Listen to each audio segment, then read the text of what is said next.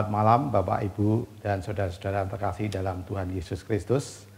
Baru saja kita mendengarkan lagu pujian Hati Sebagai Hamba, dan kita akan mendengarkan firman Tuhan dan merenungkan firman Tuhan yang akan saya ambilkan dari Matius 20, 25 sampai 28. Tapi sebelum kita bersama-sama membaca dan merenungkan firman Tuhan, mari kita terlebih dahulu berdoa.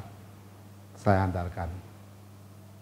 Bapa kami yang ada di surga, Bapa kami yang akan kami kenal di dalam nama Tuhan kami Yesus Kristus, puji syukur dan terima kasih kami haturkan kepadamu atas segala kebaikan dan berkat-berkat-Mu kepada kami dalam situasi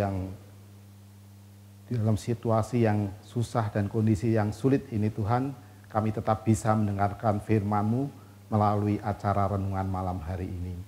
Kami percaya Tuhan, Engkau akan berkati acara ini, Engkau akan sertai. Demikian juga firman yang akan kami sampaikan, Tuhan juga berkati dan sertai sehingga berguna bagi kami semua. Terima kasih Tuhan, di dalam nama Tuhan kami Yesus Kristus, doa ini kami panjatkan. Amin. Baik Bapak, Ibu, dan saudara-saudara yang terkasih, mari kita buka Alkitab kita bersama-sama dari Matius 20 ayat 25 sampai 28 yang demikian firman Tuhan. Tetapi Yesus memanggil mereka lalu berkata, "Kamu tahu bahwa pemerintah-pemerintah, bangsa-bangsa memerintah rakyatnya dengan tangan besi, dan pembesar-pembesar menjalankan kuasanya dengan keras atas mereka. Tidaklah demikian di antara kamu. Barang siapa ingin menjadi besar di antara kamu, hendaklah ia menjadi pelayanmu. Dan barang siapa yang ingin menjadi terkemuka di antara kamu, hendaklah ia menjadi hambamu. Sama seperti anak manusia datang bukan untuk dilayani, melainkan untuk melayani dan untuk memberikan nyawanya menjadi tebusan bagi banyak orang." Demikian firman Tuhan dari Matius 20, 25 sampai 28. Dari bacaan ini saya teringat akan kejadian yang pernah saya alami saat saya bekerja di hotel, di mana pada tahun 96 yaitu Ibu Negara, Ibu Tin itu meninggal, di mana hotel seluruh di kota Solo ini penuh. Jadi pada hari itu semua hotel penuh. Dan saat itu saya sedang bekerja di bagian reception, di bagian kantor depan. Dan singkat cerita ada salah satu ajudan menteri, pejabat penting di negara ini, datang ke hotel saya, dan saya saat itu yang bertugas. Dan si ajudan ini mencari kamar untuk atasannya atau untuk pimpinannya, menterinya tadi. Dan si ajudan ini sudah kita sampaikan bahwa kondisi kamar sudah penuh, sudah dipesan, tinggal nunggu tamu-tamu yang datang. Tetapi dengan kekuasaannya si ajudan ini tetap pengen memperoleh kamar dengan berbagai cara. Jadi dia bahkan menawarkan kepada kita bahwa berani membayar lebih dari yang sudah kita jual, yaitu 10 kali lipat. Jadi harga jual kita pada saat itu adalah 800.000. Si ajudan ini ngasih uang ke kita sebagai petugas itu langsung dikasih kita 10 juta. Nih 10 juta satu kamar, pokoknya dia harus dapat malam ini untuk atasannya. Kita sudah sampaikan bahwa kita tidak bisa dan tidak bisa, tapi ajudan ini terus memaksa untuk memperoleh kamar, memaksa untuk memperoleh penginapan, bahkan dia menggertak kami dengan siapa bosmu, siapa pemilik hotel ini, dan sebagainya. Jadi dengan kekuasaannya, dengan kesombongan si ajudan ini, pengen bagaimana tetap bisa memperoleh kamar malam itu untuk atasannya. Nah itu sedikit kisah yang pernah saya alami, bagaimana pejabat saat itu adalah pejabat yang tipenya adalah tipe yang dilayani, bukan melayani.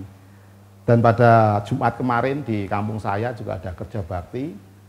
Ini kejadian baru saja, kalau tadi adalah kejadian yang lalu, tapi ini adalah kejadian yang baru saja, kerja bakti. Nah salah satu calon wakil wali kota di Solo juga ikut hadir di situ untuk bersama-sama kerja bakti, bersama ngajak warga untuk foto dan sebagainya.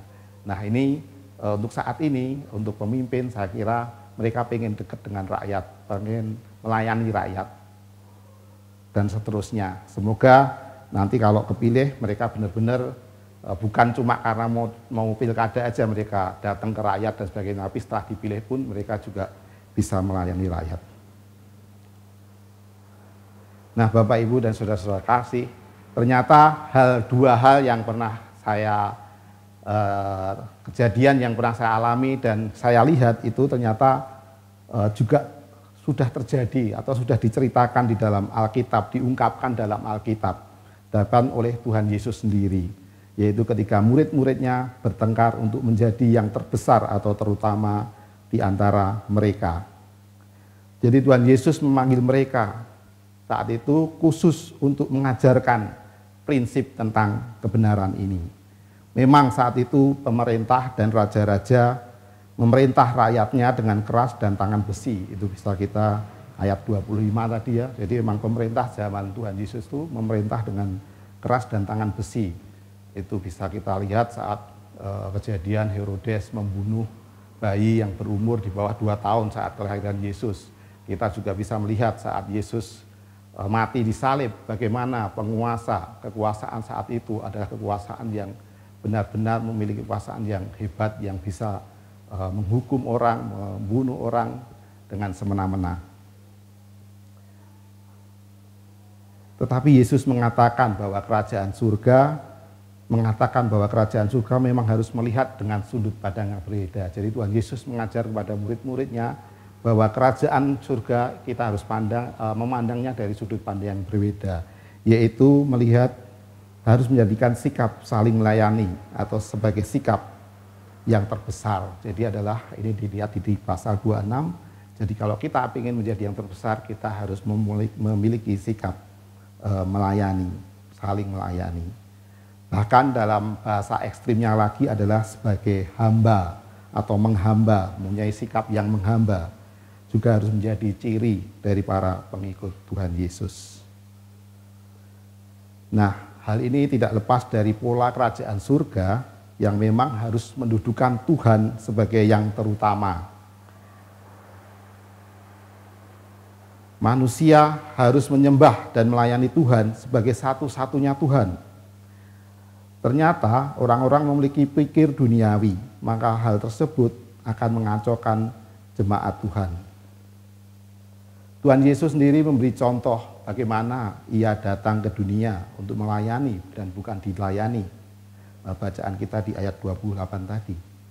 Bahkan Tuhan Yesus pernah membasuh kaki murid-muridnya dalam perjamuan malam terakhir, yaitu dari Yohanes 13 ayat 12 sampai 14. Ini menunjukkan bahwa Tuhan Yesus sangat mementingkan sikap melayani yang harus dimiliki oleh setiap murid-murid Tuhan Yesus, setiap jemaat Tuhan.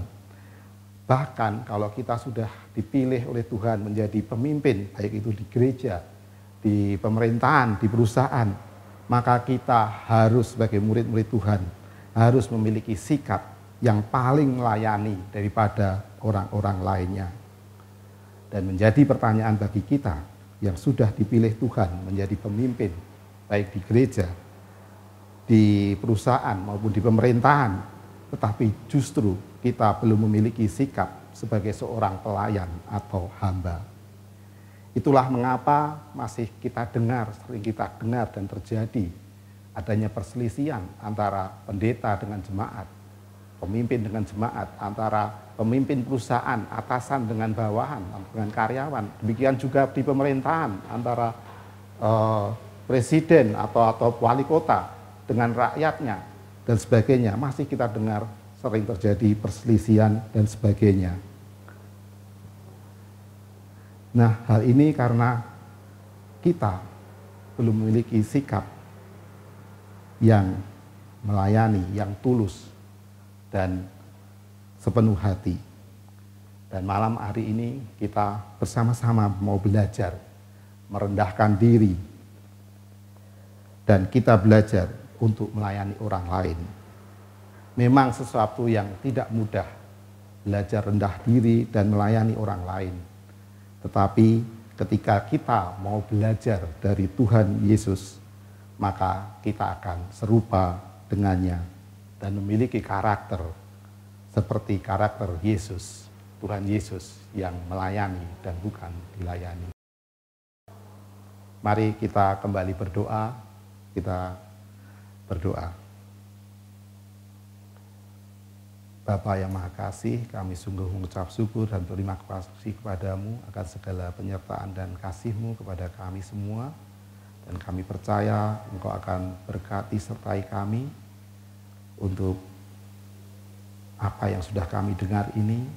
Kami sebagai murid-murid-Mu, sebagai anak-anak-Mu akan menjadi pelayan, menjadi hamba dimanapun kami ditempatkan, baik di kepemimpinan di gereja, kepemimpinan di perusahaan maupun di pemerintahan.